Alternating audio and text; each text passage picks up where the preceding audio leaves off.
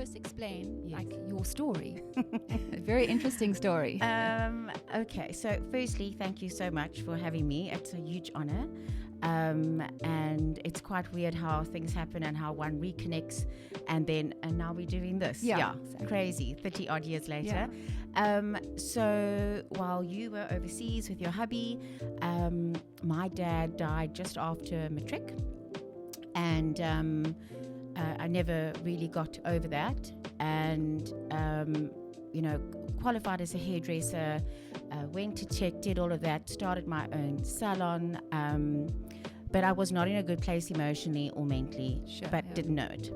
And our whole family fell apart literally when he died, and it was a little difficult. And then I got involved with one of my clients who at that time it was all about the yuppie life, coke, drugs, that was the thing. And not many people know this about me, but I'm actually a nerd and extremely shy. Yeah, you can laugh. You keep telling me No, that. I know, but I'm going to convince you one day.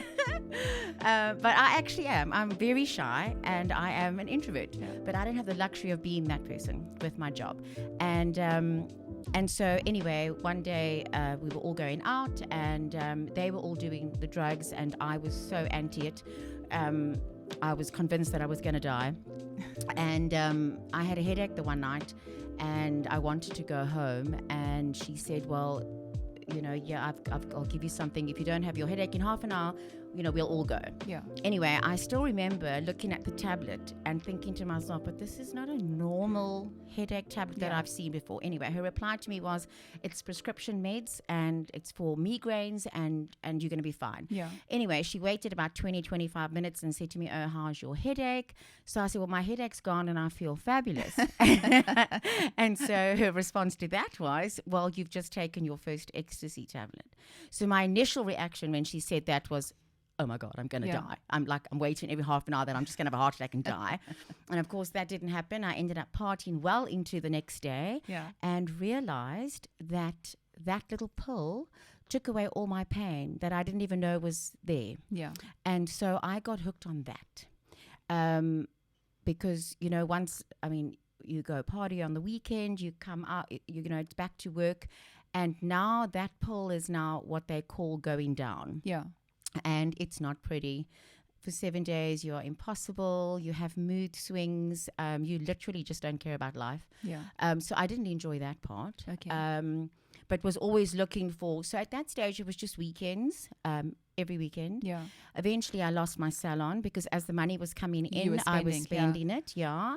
And it becomes like a little bit of a groupie thing. Like, I gave you your first E, so now you've got to buy me. It's very much like that. And before I knew it, I had lost my salon, and still didn't stop me. I went and worked for other people, and I was always put in charge of the salon eventually and managing and this. And of course, with that comes having the responsibility of the cash ups and things like that. And so I would loan money and know that I would pay it back at the end of the month.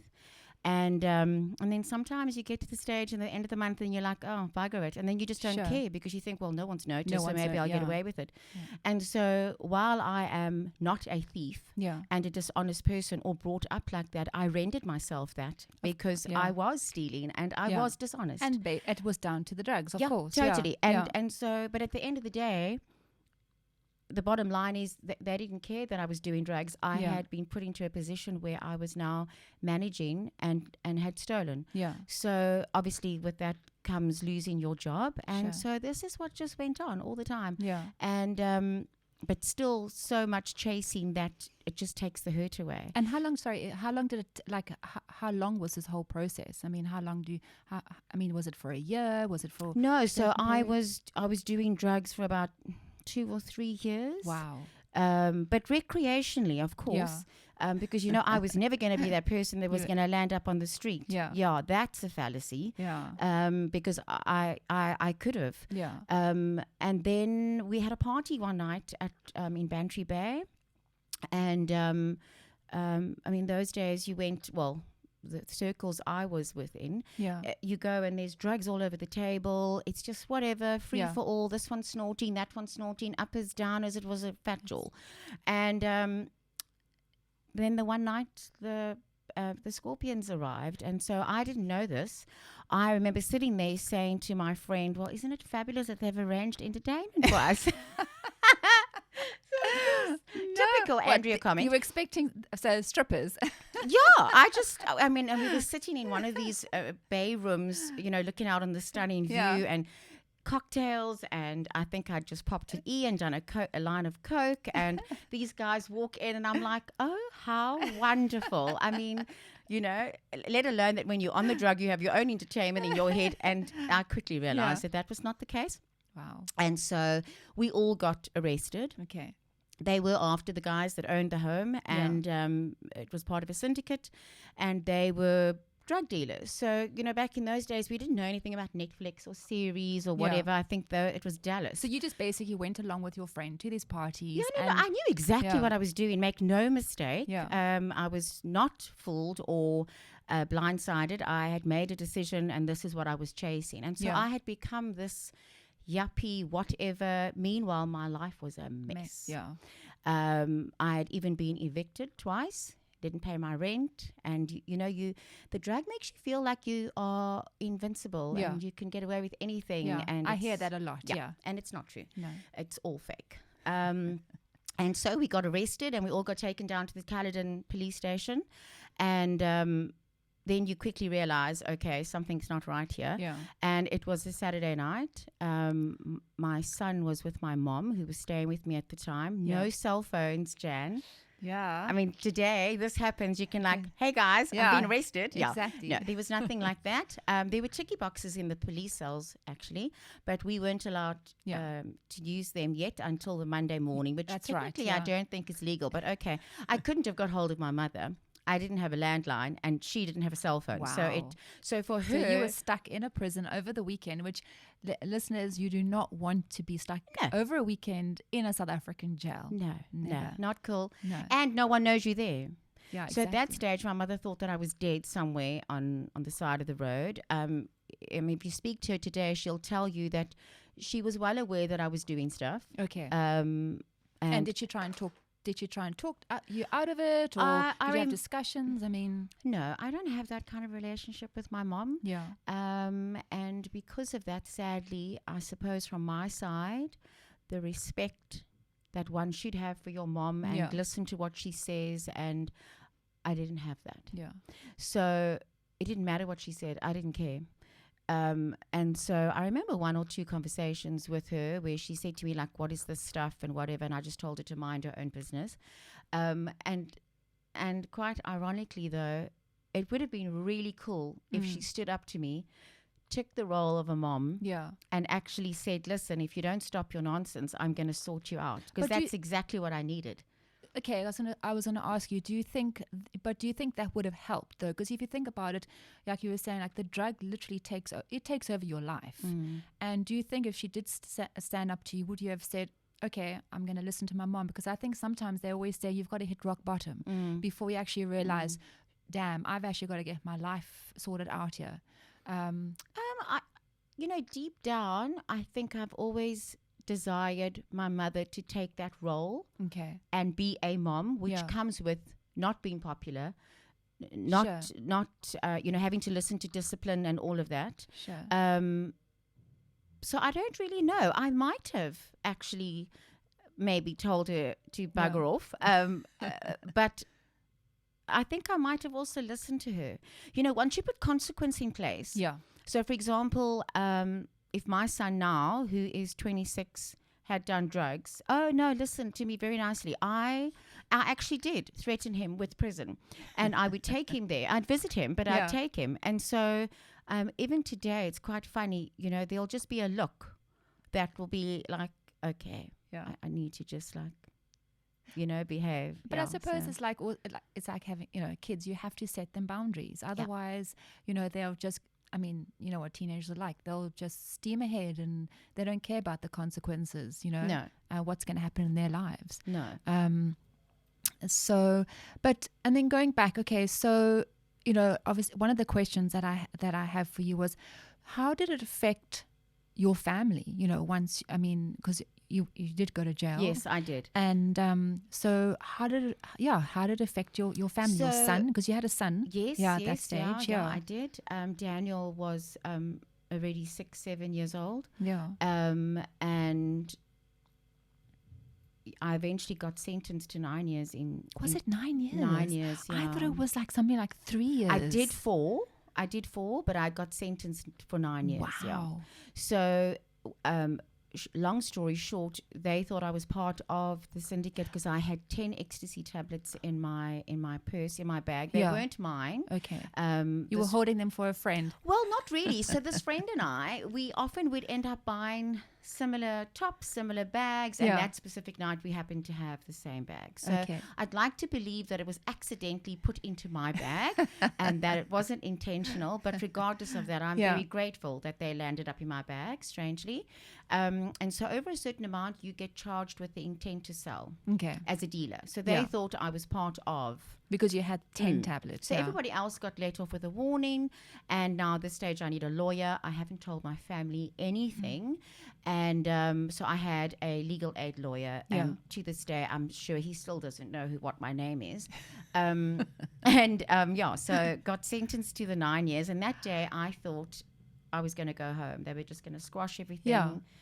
And that didn't happen. And you can imagine my family got a phone call to say, listen, your daughter, I think he phoned my brother. The lawyer actually did step up and do something. And he phoned my brother and said, listen, just to let you know, your sister's been sentenced to 9 years in Paulsville. And they didn't know anything? No, I hid it from them. I would make sure that all my court appearances would be on a Monday. Yeah. Which so you were actually out on bail? Yeah, you're out on bail, And the court case went on for about 2.5 3 years, which happens, postponements. Oh, that's a short stint. It sometimes can be longer. So anyway, got sentenced. I thought it was a big joke. I thought, okay, well, they just try to scare you. Yeah. And then until I got into the truck to Pollsmoor, then I was like, okay. But if now I will explain to the listeners that actually we see these trucks every morning zooming through traffic. I was on them. Oh my God. And then I just cannot believe it. Yeah. So sometimes, depending which way I'm driving to wherever, and I'll see the truck, I don't have panic attacks or oh my word. I look at that and it humbles me. Yeah. And then I get quite emotional in the car because I think, oh my gosh, if I could just get out and tell them all through that little window that this doesn't have to be the end, you can turn your life around because, I'm driving behind them. Yeah. So that's quite a little bit of an eye opener for me, and it grounds me and it humbles me. Sure. Now, every time if I see them looking through the window, I just think, well, they are convicts. They're meant to be there. They've obviously done something terrible. And well, we generally go to prison because we've done something wrong, but it doesn't make the person terrible. Sure. Our behavior is well, for want of another word, is terrible, and so for that we get punished. But you're right. People look at that and go, oh well, they must be rapists and murderers and whatever. Exactly. There were a lot of women and men that came from good homes, educated, just made a mistake. A criminal doesn't look the way we think a criminal looks. No, sure. And we always have in our minds, how they should look and what they've done. Yeah, absolutely. And like you were saying, it's not the people who we think we are that that are the criminals. No. I mean, if you go into a room of about 20 people that have done a bit of life, I would guarantee you that at least 5 to 8 of them either have been arrested or there's been some kind of but we think that it's only that group. That's true. Only where there's poverty, and that's not true. No, absolutely. We do forget that. Yeah. So then tell me about your time in prison. I mean, so you asked about how it affected my family and my son. So I don't think Daniel fully realized the ramifications of what had happened. All I if you speak to him about it, he will say he just remembers his mom was there, Yeah. and then his mom wasn't there, and then he had to stay with his dad. And then his dad would bring him to come and see me like maybe once every 4 months. Okay. Obviously, by then, Daniel knew I was in prison. But, you know, at that age, they don't care. You're just mom, and mom can't do anything wrong. But do you think it affected him? It affected him when he was at school with his friends. I mean, he must have been angry. Yeah. So when I came home eventually, one of the first things I said to Daniel was, if there's anything that he wanted to speak to me about, or he just wanted to be angry, it was totally okay. Yeah. I didn't want him to ever feel like he couldn't be angry with me because I'm his mom. Yeah. And over a couple of years of being home, he was always like, no, Mom, it's totally fine. You're the best and you've turned your life around. Yeah. And then it showed its ugly head. So about 7 years ago, Daniel and his fiance now had just met. Well, they were friends, and then they got together after matric, and I became monster-in-law. Yeah, can you believe that? Me, I was going to be the coolest girlfriend, Mom, and I didn't. I hated her. Yeah. She stole my son. Because you hadn't spent the time with, you were away. And so, you know, you've known me for a couple of years, and I can't fake stuff. So No, you're not. if I don't like you, I try, but apparently on my face you can see that I don't like you. And I tried really hard, and she did nothing wrong. She's absolutely divine. Yeah. I mean, we adore each other today. She's my daughter. But I became that mom. Anyway, it made Daniel extremely angry because I always taught him, regardless of what happens with whomever you are with, you stand by your girl. Yeah. You guys can disagree at home, but you stand by your girl. The world needs to see that the two of you are one and that you support her. Yeah. And vice versa. So why do you think you had that that feeling towards her? Because I never had. Oh, well, because, you know, when I had this plan, I came home from prison, and Daniel, once he finished matric, he went to Paul Roos, so it wasn't conducive travel-wise. Yeah. And we were staying in the southern suburbs, and he was supposed to come back to me. Yeah, and he didn't. Well, he did for a little bit, and then he left. Yeah. I always knew he was going to be an independent little boy at a very early age. But I suppose that's what kids do, hey? Yeah, totally. They just leave us. It's not cool. And they don't prepare when you. I'm not ready. But he stood by his guns, and he stood by his girl. Yeah. And so for about 2 years, we really didn't have a relationship. I mean, we spoke to each other maybe 4 times. He still saw my husband, Andrew. Yeah. And he was just so angry with me. And I couldn't understand. I mean, I knew that, you know, I hadn't gone out of my way with regards to his girlfriend. But what I didn't know was that what had come to the surface was his anger towards me from leaving him. And so the one night he actually called me, and he just said on the phone, he says, I just need to tell you that because I'm so angry with you about what happened with my girlfriend, he says, it's brought up everything. And I need to tell you that I hate you for what you did, that you just left me. How could you do that when you knew you were going to, well, Jan? That must have been well, you know, he had every right to. No, totally. Yeah. Absolutely. Yeah. And, you know, you only realize when you are a mom that we don't have the answers to everything. No, we don't. And I think that's what a lot of our kids also forget, that we are only human at the end of the day. Totally. And when you do have children, it's like, well, you know, we are just, every time we're just learning along the way, and we're not perfect. No, none of us are. None of us are. And let me also just tell you, not for 1 second did I think I was going to land up in prison. Yeah, no. And be taken away from my son. Wow. Not for 1 second. And how totally conceited of me to think that. Yeah. Because it is a punishable crime. No, it is. But again, like you were saying, you know, and let this be noted that, yes, it's very cool to take drugs, and you're in with your crowd and you're having an awesome time. But the drugs, you know, let's not be fooled. They do take over your life. Yeah, they do. And they destroy lives. Yeah. They destroy families. And we have to think about that very carefully. You know, when you offered that first tablet at a party, you go, but I suppose you don't. No. kids don't. They just think, oh, let's So go a little along. bit of It's fun. cool. Exactly. Yeah, and of course, at that age, you also know we have no fear. Yeah, Because exactly. we are invincible with or Yeah. without the drug at that stage. Yeah. You think you know everything. And no, But yeah. my family definitely suffered more than I did. Yeah. So if I hadn't gone to prison that day, I definitely would not be alive today. I had planned to take my life that night, whether I'd got off or not. Yeah. I had just convinced myself that the rest of the world and my son would be better off without me. Wow. So that judge actually saved my life. We actually are on friends on WhatsApp, actually. I found him to thank him for sentencing me. That was quite an episode and quite funny because no one comes to thank you for sending you to prison. No, not at all. But he did say to me that one day I would come back and thank him. Yeah. And so, he did save my life, and I'm so grateful for that. But my family did suffer. It wasn't, look, I'm not saying that prison was a joyride or a holiday, because it wasn't. It was really tough in the beginning. I was rude.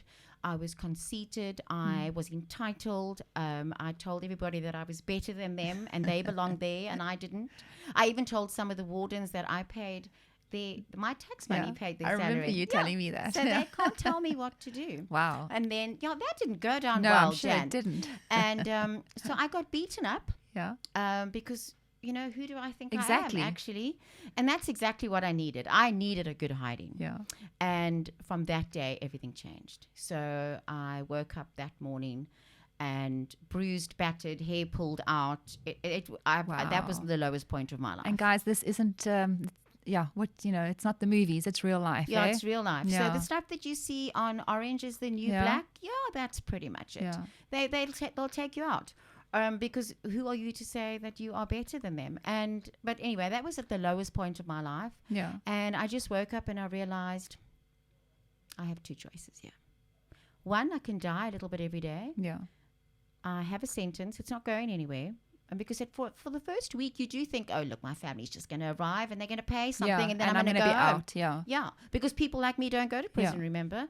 And so then you realize, okay, that's not happening. And they're not visiting you either. Yeah. So I was so stranded. But that is what needed to happen. Yeah. And so I decided to take the other side and go with, I'm going to make every day count. Yeah. This is what my lot is at the moment. I have to accept it. And I am going to better myself. Yeah. But I needed to start with apologizing. So I went to the cell where I got beaten up and apologized to the girls and said to them, I had no right to. Anyway, so that changed everything. Yeah. I apologized to the wardens. I actually still see some of them and they come to have their hair done. So Oh, wow. relationships were Yeah. definitely formed. And then it just got better every day. Yeah. And then 2 years into my sentence, one day while they were locking up, and that happens at about 3:00 in the afternoon, where most of you are sitting in traffic. Yeah. And they called me to the head's office, and my eldest brother had arrived with an advocate. They had found a loophole in the case, and I just had to sign a document, and I was free. You were gone. Yeah, you were free. Yeah. But at that stage of my sentence, I had started to work through a lot of issues. So I had given up a daughter for adoption before prison, and I had packed the stuff on top of each other that I didn't even know how big that onion was to peel. And so I was starting to get to know myself, and I was doing all the courses available. I was studying, teaching at the time. I was keeping myself busy. But, your family doesn't know that. No, they don't know what's going on in prison. So No, they don't think I'm know. being beaten. Yeah. I'm, but it is a place of rehabilitation if that is your choice. Exactly. That's what I was going to say. Yeah. And isn't that the whole purpose of prison? So you get taken away from society and rehabilitated. And then to be put back into society so you can contribute back. It's not about, oh, you naughty, you went to prison, and so when you come out, we don't want anything to do with you. Then you might as well put us against the wall and shoot us all because it's a waste of taxpayers' money. Yeah. But a lot of people do think that, you go to prison, you've got a duvet, you've got a TV, you've got this, you've got that, and it's just a freaking holiday. It isn't. No, I think definitely in South African jails generally, it's not. It's not pretty. It's Even not on your pretty. best day, Yeah. you are missing your family. Yeah. But I made a decision to wake up every day and get ready for my day as if I was going to work. Yeah. So I would do my hair, do my makeup, make sure I was, and some days I wasn't going anywhere. Yeah. But I made sure I got jobs working in the kitchen, at the kids' creche, and then working at the school. Yeah. And then before I left, I was working at the pharmacy, which I found quite ironic. Yeah. That's the job they gave me before I went home. But yeah, I wasn't dealing with the drugs though. And it completely changed my life. But that day, when all I had to do was sign, I said no. So you can imagine that didn't go down too well with my brother or my family after spending all this money. And has she completely lost the plot now that she doesn't want to come home? But they didn't understand. Yeah, what you were going through. Yeah, it wasn't finished. I needed to still deal with my dad's death, deal with a whole lot of other things that happened. But in prison though, Andrea, that's quite a big thing. I mean, somebody would say, right, get me out of here. I'm going to do the work outside. But did you feel that the outside world would have... I wasn't ready. You weren't ready for that, yeah. In fact, I was petrified. Yeah. There is a sense of safety in well, I'm going to say Pollsmoor because that's where I was, but in prison, you know, once you take accountability and responsibility for what you have done, so regardless that those tablets were not mine, it's totally irrelevant. I made a choice to be at that party. I made a choice to be sitting there doing the drugs. And okay, maybe I got a raw deal, but I don't look at it like that anymore. No. I look at it and I go, wow. I'm so grateful that happened. Yeah. And if I had my life over, I wouldn't change it. You wouldn't change I it. would still do the prison thing because that is what has actually made Andrea, the real Andrea, come out. Because even at school, Jan, I don't know if you remember, I think you do, and I think I might have pushed you away. I became this person who wanted to be in the cool crowd, but that's not who I am. Yeah. I'm a nerd. I can't believe I've just said that on podcast, but I am actually a nerd, but I had no identity. No, sure. And you don't as a teenager. No. But there were so many that stood by who they were, who I'm so grateful that I've reconnected with now through our reunion chat. They were nerds. They stayed nerds. They're still nerds. Nerds are cool at the moment. Very. And so I admire that. Yeah. That is such strength. And I never had that. Yeah. I was weak and insecure. And so didn't become a very nice person. I know there's jokes and that made about it today. But yeah, I was a nasty, nasty little girl at school because I was just frightened and insecure. Yeah. I didn't see that.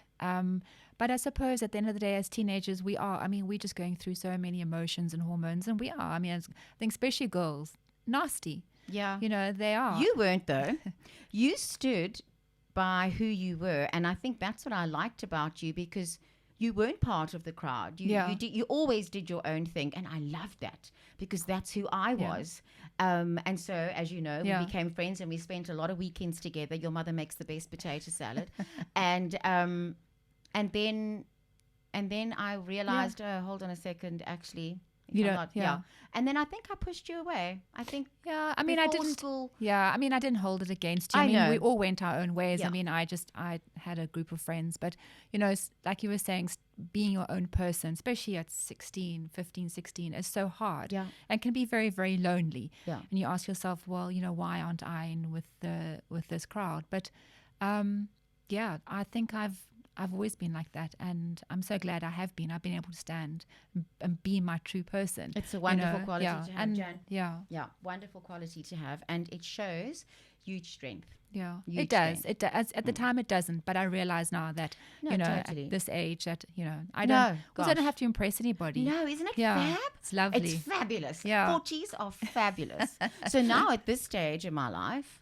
Yeah, what you see is what you get. Yeah. This is Andrea. No, exactly. This is Andrea, and I don't proclaim to be something that I'm not. And you either like me or you don't, and I'm okay with that. Totally okay. So let's just wrap up this little section. Because I have some other questions to ask you because the whole idea is empowerment of women. Yes. So your brother came. He came with an advocate. He wanted to sign a piece of paper, and you said no. And so then, how much longer did you stay in prison I did another 2 years. Wow. And I got let out on good behavior. Okay. And I had taken my teaching diploma that I'd received while in prison, and I was now teaching maximum prisoners. There's a school within the Pollsmoor community, and so all of that put together. Plus, it was Mandela's birthday. Wow. Bless his heart. And so, if you didn't have a violent crime, you got amnesty. So I got 2 years, 7 months off.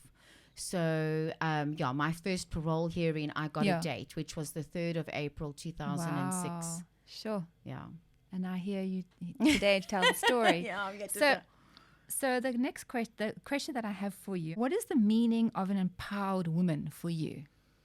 So, when we use that big word empower or empowerment or empowered woman, one tends to have this perfect pic of this business corporate looking woman who's got it all together. Yeah.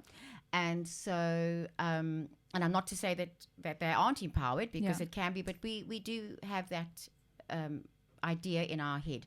So for me, empowered, and I'm going to speak on my own personal experience, is, you've got, no one's going to lift you up. You're going to have to do that yourself. Yeah. So there are choices. That's the one main point I want to make here. Yeah. It's a choice. It's a choice. It's a choice. Yeah. So you can take someone, let's say other people that were in prison with me. Yeah. And so you can choose, am I going to turn my life around? Yeah. And what am I going to do with the fact, for example, in this case, I went to prison. Do I just carry on with my life and not tell anybody? Yeah. Does that become another secret? Or do I take from where it was really, really bad at my lowest and use that to help others and myself? Yeah. So, it's little things like don't be negative towards yourself. Yeah. And I think a lot of women are. Very. That's the thing. No, we break ourselves down. We break other women down. Yeah. How often haven't you walked in a shop? Well, I definitely had this issue. And then someone would look at me, another woman maybe. Yeah. And automatically you think, oh, so what is she staring at? But why can't she be admiring? Yeah. Why can't we give compliments? Exactly. Why are women like that? So for me as an empowered woman, and let me tell you, I didn't do this all on my own. There are, and still are, some wonderful, wonderful staff at DCS that lifted me up every day, and lots of other prisoners as well. And it isn't just locking the keys doing this. It's, if they don't do that for us, what is the point then? And so they started to acknowledge my strengths, and acknowledge the fact that I was grooming all the women in prison, because I just thought women need to look really pretty. You can conquer anything when the hair's fab. And you feel fabulous after it anyway. And then I thought to myself, well, if I'm doing that and I'm making them feel like that, then that's also empowerment. Of course, exactly. I think that's part of the problem with a lot of women as well. They look at themselves and they think, well, or they compare themselves. Like we always, as women, we're always comparing ourselves. I'm not good enough. But at the end of the day, it doesn't have to be something big. You can just, like you say, just get up, get dressed, brush your hair, put some lipstick on, and know that within yourself that you can do it. And so many women, that's so frustrating. They think, well, my husband's doing this, my husband's doing that. He's the empowered one. Oh, I can't do it. I think, well, this is my life. Yeah. At the end of the day, no, it's not. No, it's not. And it doesn't matter whether it's something that you do just that's so simple, and you start off with something, anything, just to empower yourself, make yourself feel good about yourself. Absolutely. I think that's so important. And in order to be able to do that, one has to find out who you are. Yeah. A lot of us don't know who we are. No. Quite scary, actually. It so, is. to do you can go online for anything these days, and maybe just, do a little coaching session, or Google something about, what are my core needs? What does that mean? Yeah. And Andrea and I had to do that before we got married, and I didn't know what to say because I didn't know who I was. Yeah. So once you know who you are, that's very easy to then be able to help somebody. Yeah. But I have noticed over the last 5 years, Have taken. just compliments to women and go, wow, your top is lovely. That's true. We don't actually say that And enough. you actually see the shoulders change of Yeah. how they walk out the salon, Or you go, well, the famous thing is like someone says to you like, oh, that's fabulous. You go, oh, you have such a lovely blouse. And you go, oh, like, it's so old. Really? This old thing. We don't know how to say thank you for we the don't know how- compliment. Exactly. Yes, We don't. Absolutely. Right. So, what would you say to your younger self today? Oh, wow. I would be, yeah. So this one I really gave some thought to, because today's world is very different. Yeah. And so I would tell myself today that, you know what, it's okay to be different. Yeah. In fact, it's actually pretty cool to be different. You don't have to follow the pack. Yeah. And just be mindful of other people's situations. Yeah. And feelings as well. Yeah. Yeah. And go and get some help, Andrea. Yeah. You know, everybody has a bad family story. I Yeah. don't care how perfect your family looks. Yeah. There is something amiss. We Yeah. are all dysfunctional. But one doesn't always know that at the time.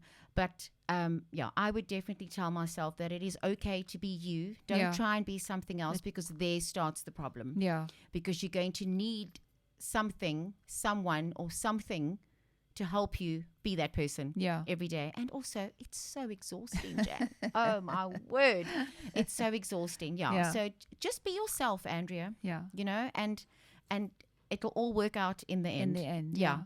But isn't it funny that, you know, we have to go through these life experiences to actually get to that point. And some of them are quite dangerous, and, you know, and also situations like, for instance, you have been taken away from your family. Yeah. But that's had to happen for you to realize that today. Yeah. Yeah. And sadly, you know, with the teenagers today, as we thought, I thought that nothing bad would happen to me. Yeah. It would all just be sorted out. And that isn't what is happening today. No, you know? I mean, I think, and then that's my next question as well. Like, what would you say? There's a lot of young people out there with money that have money to spend, and they're in the whole drug scene on the weekends. Yes. And so, I mean, what would you say to them actually? So sadly, it's getting younger and younger. Yeah. So we're looking at even 13-year-olds that are having sex, doing drugs. I heard the other day, as a mom, you drop them off. You're not allowed to know where they are. You've got to be 2 blocks away. They'll send you a location pin. Yeah. Over my dead body, Jan. If I had a teenager today, dear Lord help them. So firstly, I would be meeting the parents. Yeah. And if that's not on the board for me to do, you're not going. Yeah. So this is what I would say to them. We all have Netflix. I actually thought about this one in the car, because it has to be relative to where we are today. Yeah. So we all have Netflix. Everybody has watched Orange is the New Black. It's real. Yeah. Okay? You do something that's illegal, you can go to prison. And the things that are happening in the prison, they do happen. Yeah. Okay? It's not all vicious and vile, but yes. But do you think that a lot of these, especially young adults, that they just, like we were saying earlier, they just don't have any self-worth. They don't feel that they are worthy of anything. So that's why because social media gives you the impression that unless you are looking this way, unless we pose for our selfie that way, unless our makeup is perfect. And Jan, let's be honest. Okay, maybe not you. I'm guilty of this too. I mean, before I take a selfie with my husband, I'll go, babe, you're not standing right. Babe, put your head here. Babe, do this. We do. And why? Yeah, exactly. Who gives a freaking rat's ass? No, that's true. What, you know, you want to just be real. Not that I'm plastic, but I'm even doing that now. Like, my son will say to me, Mom, if you take a photo for the clients, for the social media, they've got to have their head turned this way and that. This is how life is. But that definitely plays a role with having no self-worth. Yeah. But what I would also say to them is, you know what? Don't push your parents away. Yeah. We actually know better. Whether we landed up in prison or not, we have gone through what you're going through. We are not stupid. No, and I think they think that we don't know anything because they do think that. Yeah, exactly. They do. But didn't we think that? Yeah, exactly. We didn't tell our parents things, but they knew what we were getting up to. Yeah, but I sometimes wonder though, because I mean, our parents, I think today parents are a lot more clued up, and we can follow, like we can really monitor where our kids are. I mean, we just have to put a, you know, what do you call it? That thing. We don't even know the terminology. The tracker. You can track them. And I mean, back in the day, I don't think my parents never knew where I was. No, I lied constantly about where I was. But to a point. Yeah. because they might not have been able to put trackers on our phones, but they had Stokey slippers and they had wooden spoons. And so we knew, I mean, our parents just gave us a look and we were like, okay. And I might not have liked some of the things that my mother said, but I mean, I remember one time we were all drawing in observatory and I lied to her. Yeah. And there was a ticky box. I know some people are going to think, what the hell is that? There was a ticky box outside the club and I called her and I just said, Grant's car's broken down and we're running a bit late. It was an absolute lie. She wanted me home at 12 o'clock and I wasn't having it. Yeah. Well, she arrived at the club. I don't know how she knew. She knew where I was. Obviously, me and my big mouth talking to my friends. They know. Yeah. And she arrived and dragged me off the dance floor, Jan. Oh my God, that is embarrassing. So our parents might not have had trackers on our phones, but they knew exactly where, what, and how. And I don't know. I think I might be that mom if I had a teenager now. I think I might be dragging people off the dance floor. Yeah. No. Because we know we want them to be safe. No, so, exactly. And I think that's at the end of the day, you know, they shout and scream at us. And, you know, we are as parents we're just concerned about their safety because we know what's out there. Yeah. So I think I have one more question for today. My last one. Why do women feel that they do not have the ability to live their own lives and to depend on a man? And that's the last question for today. So I thought about that because I was that woman. So I came from a family where I had a great relationship with my dad and always built me up and always said I could do whatever I wanted and be whatever I wanted. And then got into a relationship with someone who, and no judgment on him because we all come from a background and monkey see, monkey do. Yeah. And so treated me like I was beneath him, broke me down a little bit every day, and to a point where I didn't recognize myself. So at that stage in my life, 21, 22, I had no self-worth, and I didn't think I was ever going to be anything but just a low-earning hairdresser, if I was lucky, you know, because it's the way we see each other or ourselves in the mirror. Yeah. And so if you had said to me that I was going to get involved with someone like this who was going to beat me down, I would have said, oh, come on. But it did happen. And so we tend to judge those situations and go, but how could she stay? Why is she putting up with it? You don't know until you're in it. So I was in it, and you don't know how to get out. But eventually I did. And so women will think that they are not worthy to be anything else because thousands and thousands and thousands of years, you belong in the kitchen. You've married your husband. You need to rear the kids. You're not allowed to have a career or have an opinion, actually. And so that started to change. That has changed a lot because we do have opinions. And while we are designed to be little helpers for our husbands, we are also entitled to have something for ourselves. And when you can find someone that understands that, and I'm so grateful that I did, on another level that, I mean, I don't think my husband will mind me sharing this. At one stage, I was coming home with more money than Andrew. Do you know that it was never a discussion in our home? It was never, oh, I'm earning more than you, because we are one. And so he doesn't have a problem with a powerful, outspoken, go-getting, ambitious woman and I'm okay to say that about myself without feeling conceited. So, but women, unfortunately, either in their childhood or in a bad relationship, not necessarily the marriage that they are in, someone has said something to them that broke down their worth.